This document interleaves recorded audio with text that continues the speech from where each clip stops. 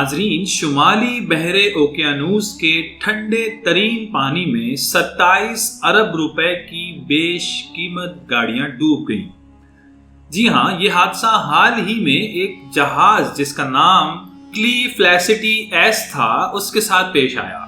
پانی پر تیرنا اتنی ہی پرانی بات ہے جتنی انسانی تاریخ۔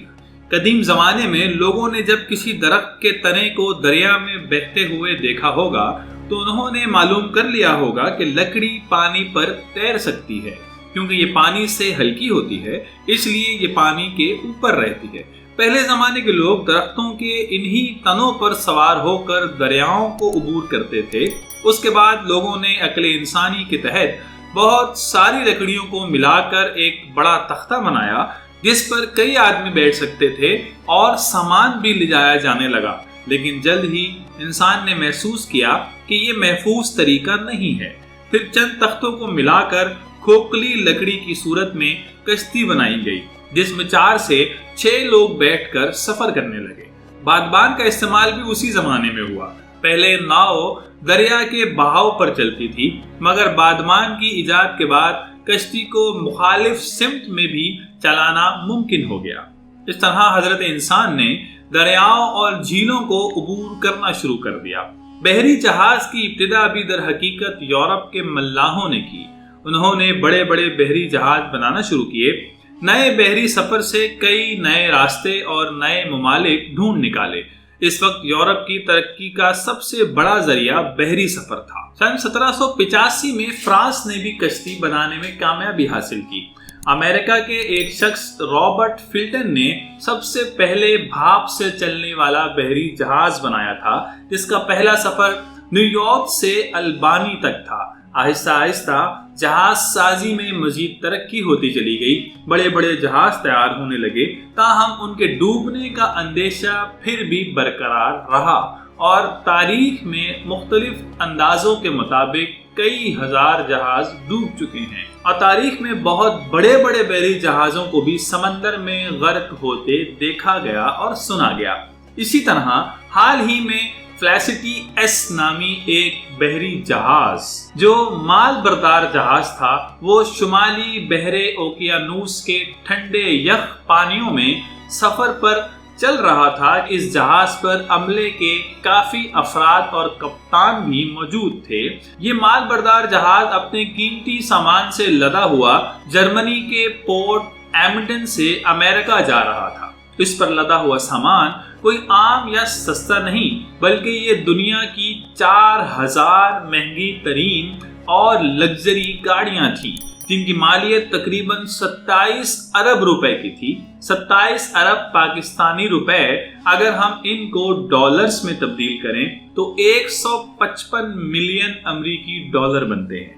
جی ہاں، ان 4000 گاڑیوں میں زیادہ تر قیمتی اور لگژری گاڑیاں تھیں، جیسے کہ پورشے یا بینٹلے جیسی مہنگی ترین گاڑیوں کے نام بھی ان میں شمار کیے گئے۔ ان گاڑیوں کی انفرادی قیمت ہی تقریباً 70,000 برطانوی پاؤنڈ تک ہوتی ہے۔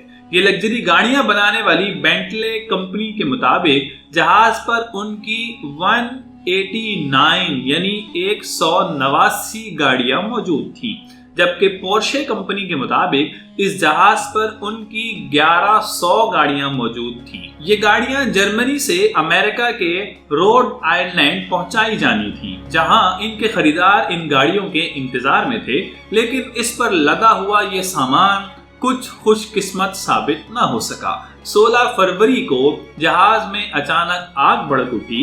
دوران سفر آہستہ آہستہ سمندر میں جہاز ڈوبنے لگا۔ اس حادثے کے فوری بعد تمام عملے کو امدادی کشتیوں کی مدد سے بحفاظت جہاز سے زندہ سلامت نکال لیا گیا، لیکن فلیسٹی ایس جہاز شمالی بحر اوقیانوس کے گہرے اور ٹھنڈے پانیوں میں ڈوبتا چلا گیا۔ جہاز کو بچایا جانا ممکن نہ ہو سکا۔ اس واقعے کے بعد پرتگال کی بحریہ نے ڈوبنے والے جہاز کے عملے کو 4 مرچنٹ جہازوں اور پرتگالی فضائی عملے کی مدد سے نکال کر قریبی ہسپتال میں بحفاظت پہنچا دیا گیا۔ اس جہاز پر لدی ہوئی قیمتی گاڑیاں خوش قسمتی سے سب کی سب انشورڈ تھیں، یعنی ان کی انشورنس کر لی گئی تھی۔